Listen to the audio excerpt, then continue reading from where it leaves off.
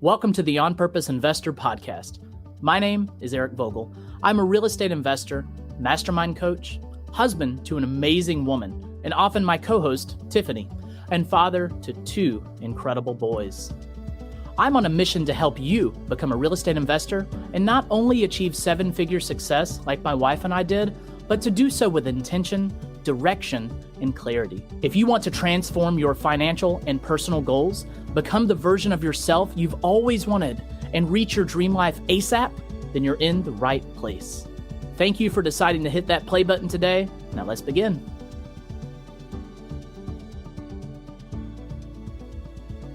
Hello, everybody, and welcome back to the On Purpose Investor. We are here with another great interview with a guest who is in Europe. Her name is Danijela Saponjic.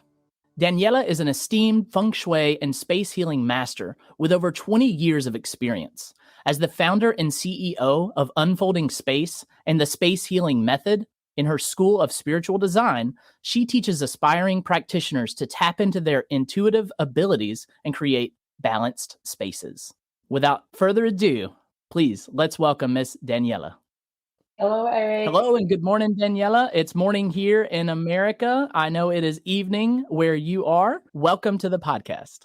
Hello, and thank you so much for having me. I'm very excited to be here with you today. Yes, ma'am. I am very excited to have you as well. When your request came in to join our podcast, we have been on a pathway to making sure that our hyper-intentionality message that we are delivering is paired with a lot of things that help to build a better, stronger, more spiritually aligned person.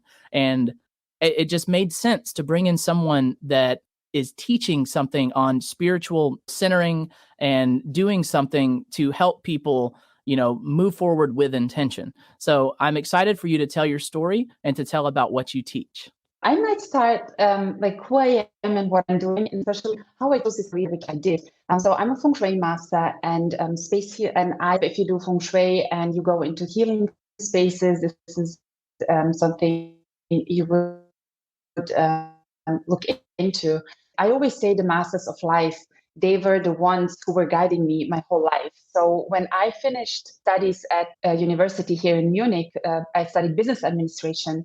And my goal was to get somewhere into a marketing company or do marketing projects. So this was my life. And as I finished it, I was cut off this road. I couldn't find anything in this field. Nobody wanted me. This is what I felt back then. And I was really devastated. And there was a moment where I was reading an article about clutter clearing the home. If you change something in your space, that your life can change. And I said, this is no way. I don't believe this. And I just put it away.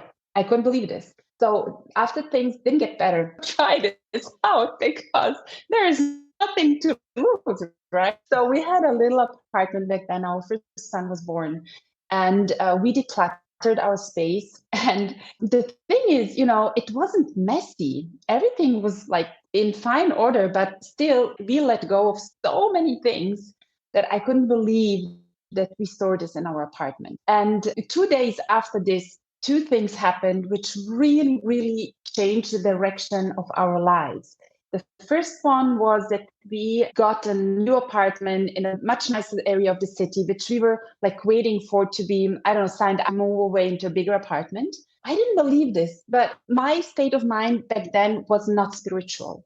And this was my first interaction with things which there is something behind it. And this is how the pathway to Feng Shui opened up. So clutter clearing led me to Feng Shui. And I remember having a conversation with a friend, and she's like, oh, there is a Feng Shui master coming to Munich. You should join. Like, yeah, okay, let's go. And Eric, I was sitting at this event in this speech, and I was looking at him like it was at a Christmas tree. I was like, oh, this is so good. And I came back home. It was 26. And I told my husband, this is what I want to do. And he said, well, then do it. And I was like, are you really? And he said, yeah. So I think a month later, I did to learn Shui business master back then in Switzerland. And since then, I have been not only practicing Feng Shui and diving deep into this matter because I want to know the mechanics. How does it work?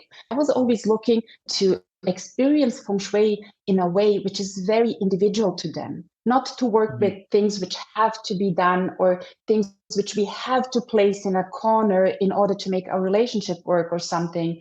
Because I don't believe, Feng Shui is 5,000 years old. And when it was developed, I don't believe that the masters had a Feng Shui shop around the corner to buy something to put it somewhere. So there must be something behind it. And this is what I was exploring now for 20 years. And it's a lot of fun. So the idea of you're not buying something from a feng shui shop. You're not buying something in particular to help bring energy to your space. You're taking things in your space and arranging them in a way that will channel the energy within your space. Now, is that correct? Yes, you start even one step further. No, not further, before. Okay. Looking into your space and really examining what is not in alignment. If you're really conscious about this question, because how often do we just put something somewhere because it's around, or we just bought it and we got a present or whatever, and we just put it around and then we are not thinking about it. But if you take a step back and then examine your space and see what is not in alignment with me, with my energy, with my focus. This is the first thing.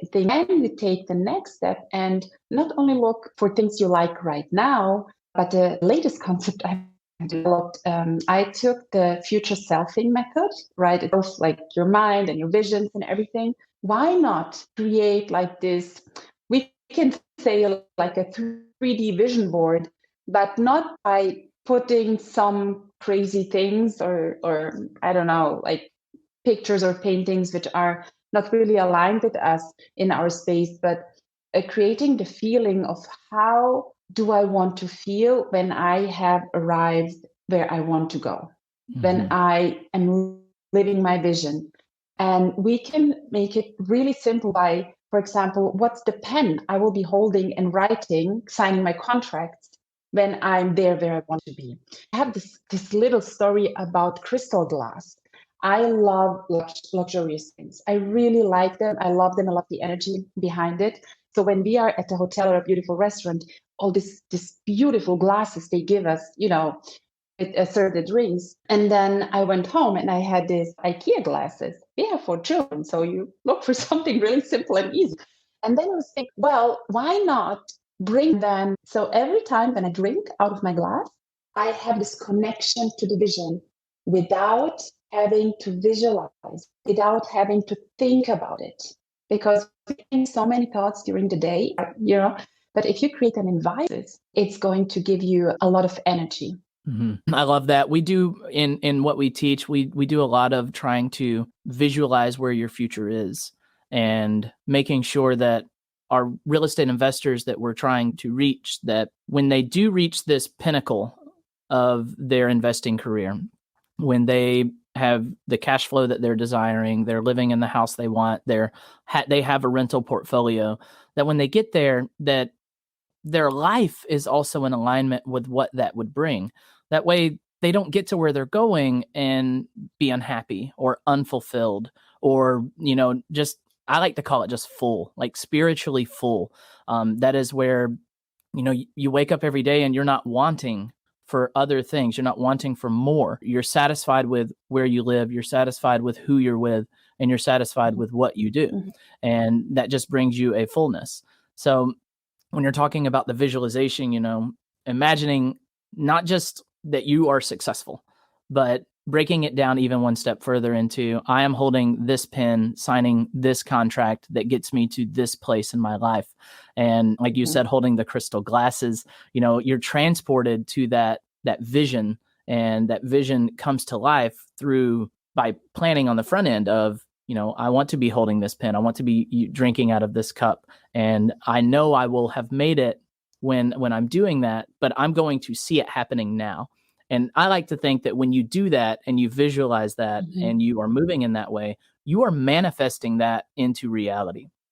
And you are manifesting it in a way of, it's the be, do, have mentality. You're being that future version of yourself, and you're visualizing having those things. So I love that you're bringing a way of adapting Feng Shui into the same ideas. And you're so right. We often just go to the store and buy something and just put it in the room. And we're not really, I mean, I'm looking right now in my studio, and I kind of see there's some pictures that I haven't hung up on the floor over there. And there's a lamp that I kind of just brought down here. And it's distracting, honestly. Like, it's subconsciously distracting, and it's not really bringing like this energy to me of creation and of fullness.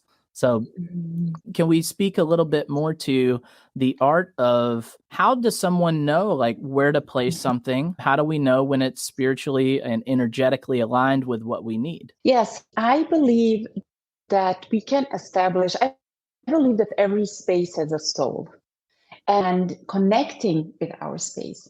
Our space tells us, of course, there's so much information about Feng Shui, and I could also dive into what ifs, and through Feng Shui, you should put this here, this there, but there is so much available information about this.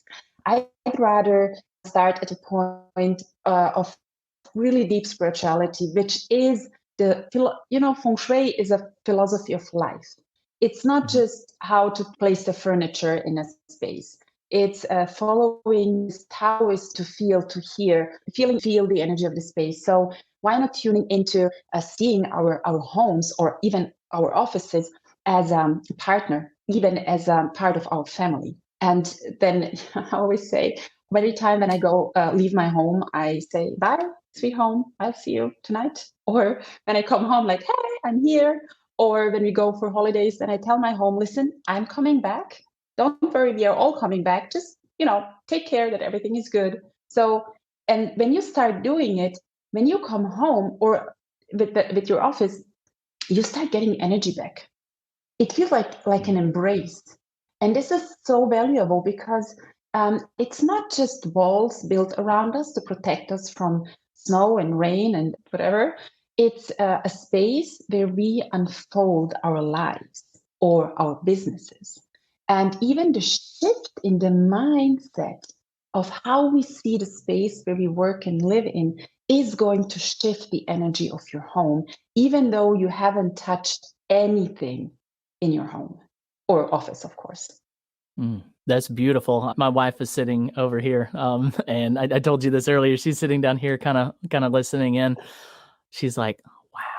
Like, we've really been diving into the human design stuff, and Tiffany's been doing acupuncture. We've been trying to really, get centered on ourselves and our energy and the things that are in our lives. And I think it was the moment that you said, once you approach your home, not just as sticks and bricks, but as this is an environment of, unfolding. This is the place where you create your family. This is a place where you create your business, and, your ideas unfold and your life unfolds, and it has an energy. And like, when you said that, my wife was like, wow. and I was too. It's just, I've often really loved my space in my basement where I podcast and I write, and the family comes down here and we play guitar and we sing. And Tiffany has a beautiful sunroom where she has a lot of windows, and that's her space. She has beautiful little pendants that hang from the windows with stars and stones and moons and butterflies and whatnot. And the sun, it rises over and it hits each little stone differently throughout the day. And that's a very protected space for her, where that's where she is unfolding in herself. And that, what you said just really resonated. And for our listeners out there, I think, and I've seen it happen in our lives, and the way Danijela just said it, make sure the space that you have for the deals that you're making, for the phone calls that you make, for the relationships that you're building, that you give it the attention and the respect so that it can create this energy that will compound and grow. What do you say to those that have negative, experiences in a space that they once loved, and now they have like this love-hate relationship with a space? Like, say a bad conversation happened in my office, and I'm trying to come back into this office and get rid of that bad energy. Is there anything that could Mhm. be done to eliminate those bad energies? Yeah, it's really interesting. So, when things like this happen, we anchor a feeling with the space. And this is then remembering, oh, this is where it took place. And then I have this bad feeling, which is not always also the bad energy of the space. This is something we need to just take, divide, or what is the right word, Eric? The native speakers. I have the word in my mind, but so you don't simply have to be energy of the space. So separate. Yes, that's it. This is how I learned English, by the way. When I was an au pair in Philadelphia, I would go on and describe until somebody told me to, and I wasn't writing in my dictionary. So, okay, so let's get back to the topic. So you separate those two feelings. So if you go into a space and you feel you're wrong, this is the energy of the space. This is where space healing comes in. This is where it's necessary to look into the energy of the property, of the house, what happened there, not only the last 5 or 6 years, but what happened there during the last decade or the last 100 years, because the earth is also storing information. So this is one piece. And the other one is when we have a connection to like a bad experience. Then it's good to see the space. It's blank. A space is always, the energy of a space is like the energy of it's not judgmental. So when things happen in a space where you feel uncomfortable, it's good to see, okay, well, dear space, this and this happened here. How can we resolve it? Go into a short meditation. I have a meditation I have developed it. It says how to connect with the soul of your space. Instead of thinking, what could the space need? When you connect to the soul of the space, your space is telling you what it needs. So maybe you just play high frequency music, or you just put up an altar, or you smudge, or just like feel into it and see what do you need, what does space need. And then I love to make a ritual where you really pull the anchor of the endos and release it for transformation. So there is so much of energy work we can do with the space just through being aware. Just a moment. We don't need rituals ongoing. You just make a decision and the energy flows where attention goes, right?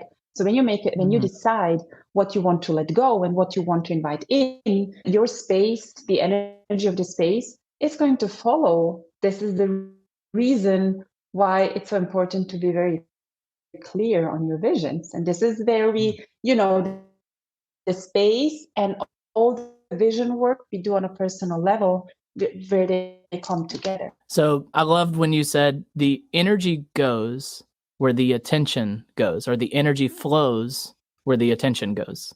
Was that correct? Right. So if we put our attention and our flow of life, like where we're headed, into positive thoughts, positive energy, and have a direction where it's traveling, and we give it those feelings of where it needs to go, and we give it the attention it so desires, and we give it space, and we give it the meditation, and we give it the respect it needs, there's no reason why, the soul of your room, the soul of your space, and everything about you cannot flow as well. So often people get so wrapped up with the day-to-day things of everything that's going on. They got to make the phone call. They got to make the meeting. They've got to clean the house for visitors. They've got to do all this and that. And they get very task-oriented. And I think people miss an opportunity to live a little more in alignment with their current position because they're so focused on the tasks. And if people often took moments of self-reflection and moments of reflection for their space and their things and what they're doing, that, like you said, the energy will flow where the attention goes. Give it that attention, give it that rest, give it that meditation, and it will flow. A lot of people don't trust that. A lot of people that they want it now.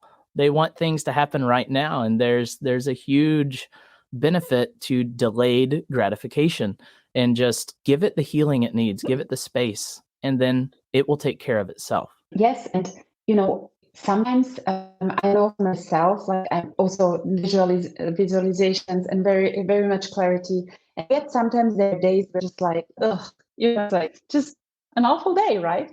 And then the great thing, if you have set up your space to support your vision, even when you have let's call it just a bad day, where you're just not focused, your space is going to pick you up, right?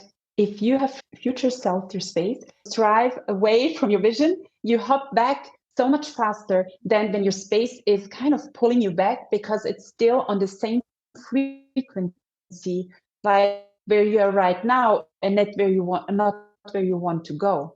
So it's a lot about changing also the frequency of the space. And this is, Feng Shui is just expressed in how you furnish your home, what colors you use, what are the items you surround yourself. It's just the expression of the whole Feng Shui philosophy.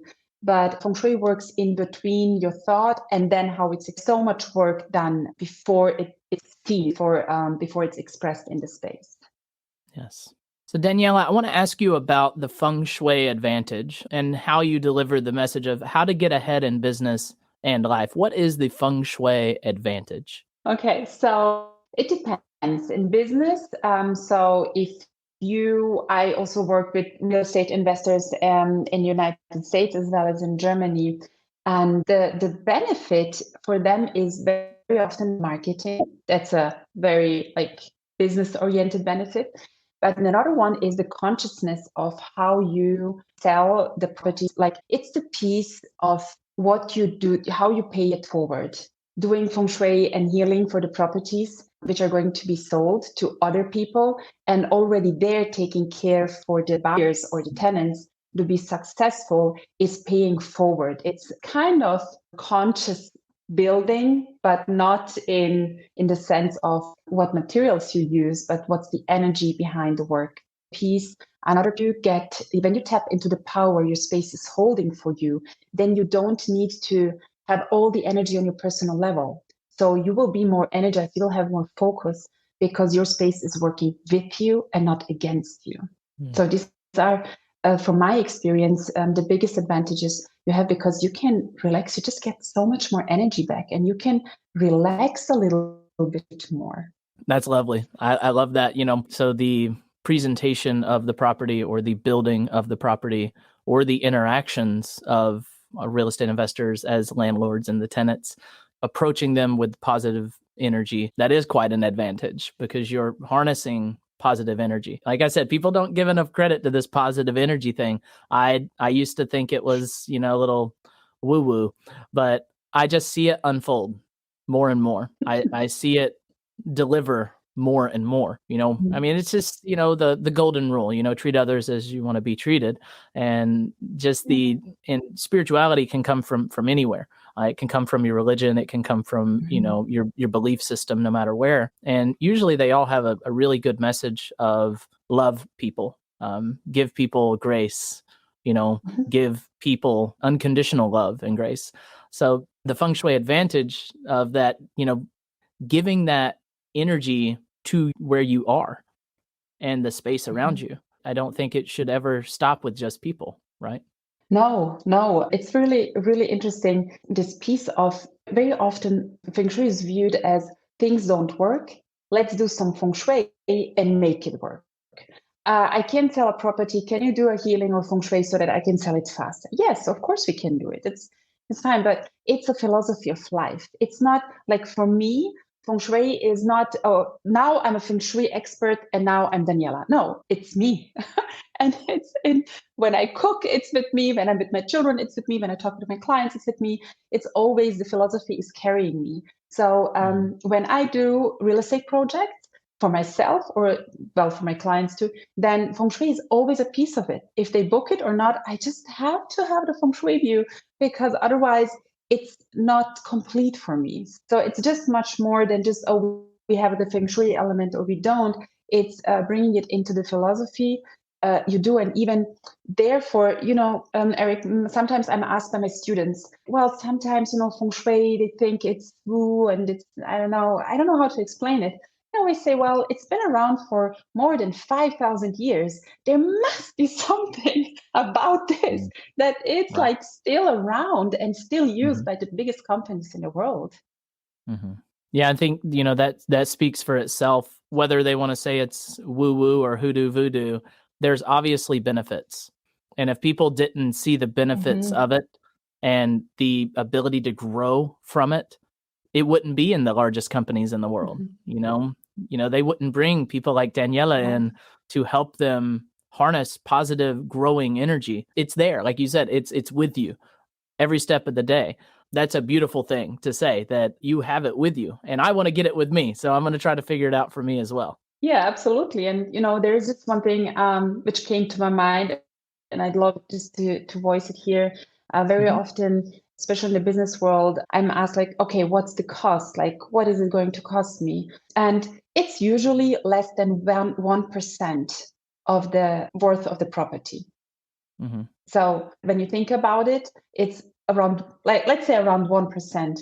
And what you create, like everything what we talked about, is going to give you so much more return on investment, but the return will be measured maybe also in dollars or euros, but measured in life quality, in energy, and all the things you get back. I think it's priceless. I agree. And the more that my wife and I get into spirituality and energy, the more I see this one exercise or this one reading or this one stone may cost $40 or it may cost $100. The energy it provides is never ending. It grows and compounds. And like you said, so it eventually makes it priceless, because if you allow it to, it can change and shift your whole life's approach to what energy is and how to harness it and how to foster it. And that compounds. And like you said, it becomes very priceless because you unlock so much of your future potential. Absolutely. Yes, ma'am. Well, Danijela, it has been amazing to hear about what you do in your business, Unfolding Space. I do have our Fast Five questions we're going to ask you. Our listeners love to hear these answers. So without anything further, let's dive into the Fast Five. What advice would you give to entrepreneurs getting started today in regards to their spirituality or Feng Shui? To turn routines into rituals.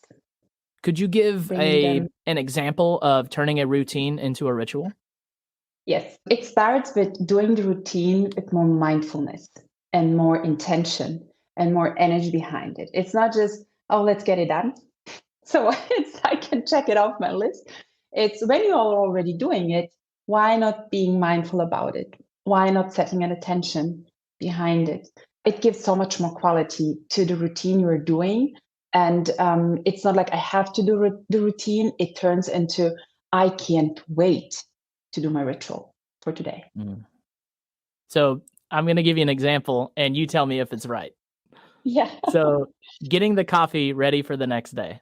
So it's either I'm going to pour the grinds in, I'm going to pour the water in, I'm going to set the timer. Coffee's going to be ready tomorrow. Instead, approach it as, this is going to be what I am going to love in the morning. It's going to give me life. It's going to give me energy.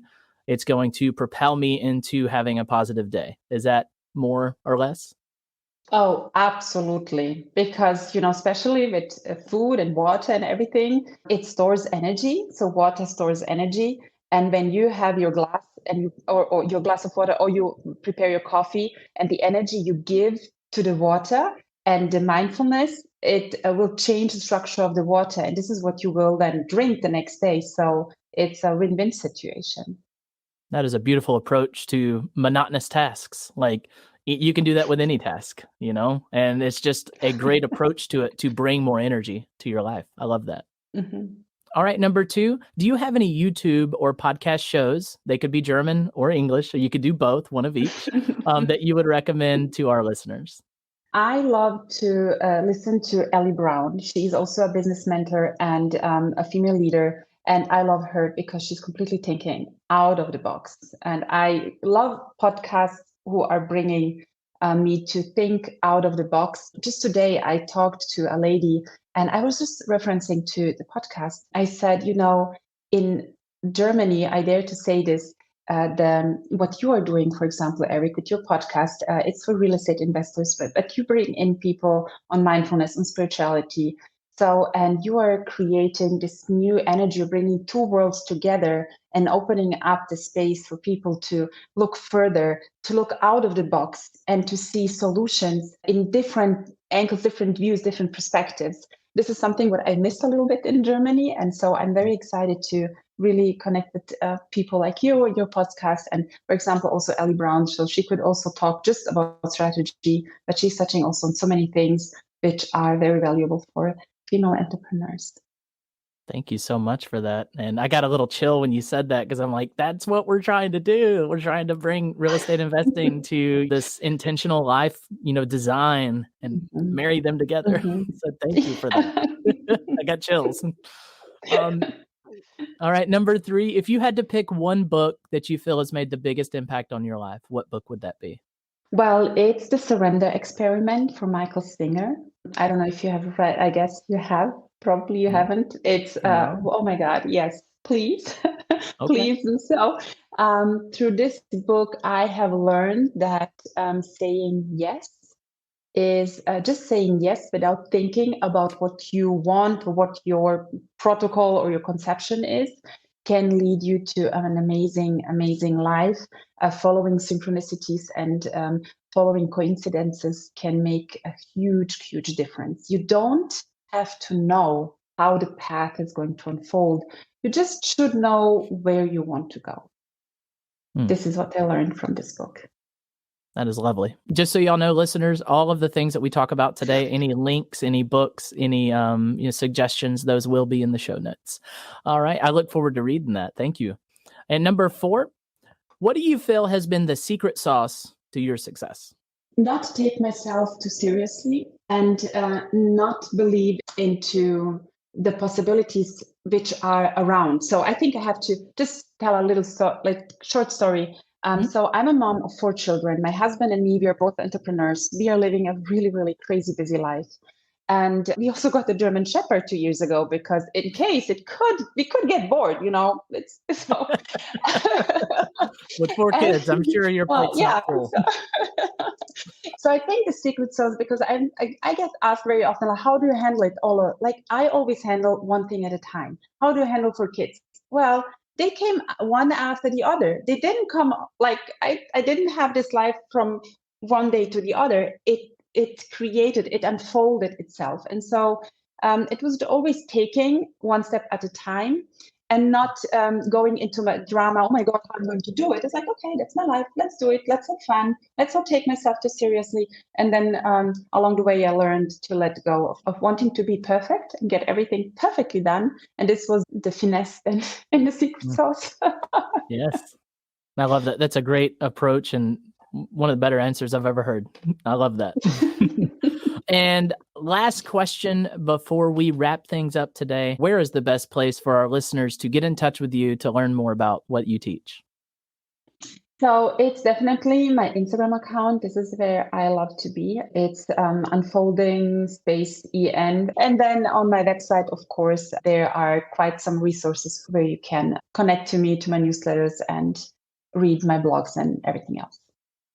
Well, amazing stuff today. It was very enlightening to speak to you today about Feng Shui and what you teach. I am super excited to dive in your blog posts and to see how I can bring that into my space, our home, and build a more positive energy experience in the tasks and the environment in which we live. So thank you for sharing today, Miss Danijela. I, on the intro, tried to make sure I said your last name correctly, so I hope it goes well. But I did my best. It sounded perfect. Thank you so much, Eric, for having me. It was a pleasure being here with you and also sharing. Thank you. Yes, ma'am. Thank you for joining us on the On Purpose Investor podcast, where our goal and mission is to get people to live with hyper intentionality to chase their dream life. Thank you for joining us today.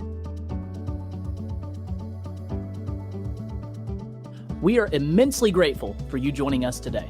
If you haven't already done so, we invite you to subscribe to our show. We understand that many of you tune in regularly, but perhaps haven't had the chance to hit that subscribe button yet. Don't worry, it's effortless. Takes about 3 seconds to follow or subscribe on your platforms like Spotify, Apple Podcasts, or wherever you're enjoying the show. Your support is invaluable to us and has played a crucial role in the tremendous growth of our podcast. We sincerely appreciate your assistance in any way, shape, or form.